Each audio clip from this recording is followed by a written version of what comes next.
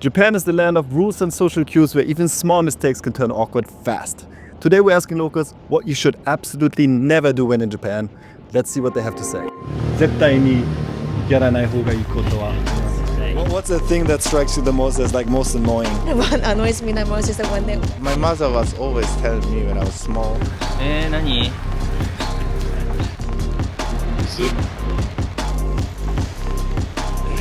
なんだろうなんでやらない方がいいこと So, as someone who has lived abroad and who knows a lot of people from abroad, what would you say people coming from abroad to Japan should absolutely not do when they're here? Okay. I would say do not stick chopsticks on the food.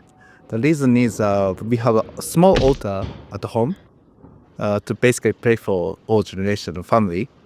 In there, we culturally stick the incense on the sand that we have. So if you stick a chopstick on the food, it is like this. So it's better to not do it. If it's tough to use chopsticks, just pick the fork and use it. 海外から来る人に伝えたい。日本でやらない方がいいことはありますか？電車では静かにしといてください。はい。やっぱりね。確かにね。食べ物をくちゃくちゃ食べないマナーとかそういうことですか？マナー守るとか？なんだろう。難しいね。あんまりうるさくしないとか。I noticed like a lot of foreigners, tourists wear perfume or cologne when they come to sushi restaurant. But like the smell of the perfume is gonna kill the smell of like a sushi because it's such a delicate food. Especially, the sushi vinegar rice is so delicate, And yeah, so that's gonna just kill the whole vibe and atmosphere, or even like a smell of the wood of the sushi counter tables. So I would highly advise them not to wear cologne or perfume when they come to sushi restaurant. Also, maybe the way they eat sushi. So I often see like a tourist or non-Japanese people when they eat sushi, they dip the rice into the soy sauce. I think I've done that. Okay, don't. Because if you do that, the rice is gonna, like crumble. It won't stay together anymore. What you're supposed to do is you dip the fish in soy sauce, but not the whole fish. You just like maybe 1/3 or half of it. That's just the right amount because you don't want the soy sauce to overtake the whole flavor.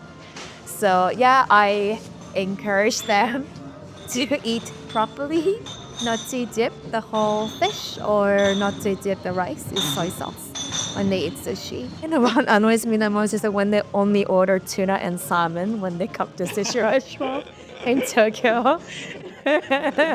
Like there are more fish, like sea urchin or whitefish or shells, but all they want to eat is like tuna and salmon or I think that's me. or like California rolls. I think that doesn't even exist here, right? The California roll? No. If you're in Japan, like please order proper sushi. 電車の中で電話？確かにね。これは、like 本当の日本のルールですね。エスカレーターは片方に買ってうん。乗る。My mother was always telling me when I was small, do not whistle in the night. If you do it so, snake can see it. So these beings basically do not be noisy in the night to the neighbors. So it's kind of appreciation. And they just made up, this, sentence. Snake is coming to you if you whistle in the night. In Okinawa it might happen, There's a lot of snakes there. So many, so big ones in Okinawa. Yeah. Okay, and then, anything else about, like, in everyday life when you communicate with Japanese people? I would say do not interrupt conversation until the others finish the discussion. In a different country, it is common to have a catchable conversation by interrupting. But in Japan, we typically wait until the other finish the conversation, The sentence. and then you reply whatever you want to say. Okay, so yeah, in other countries it's more common to like talk over each other once in a while and then like quickly kind of react to someone, so not even letting them finish the sentence. But I think especially in Japanese, I mean, I'm not very fluent, but what I realize is that you sometimes have to wait until the very end of the sentence to actually understand the meaning, you know? Exactly. That's nice. So it's like kind of the base of the whole culture, like based on the language and everything, this kind of rule. So don't interrupt people. Yeah, but as a conclusion, there is a different kind of rule, but the mentality is basically let's respect others. That's about it. If you like this video and you want to support my channel, please consider subscribing. Thank you very much.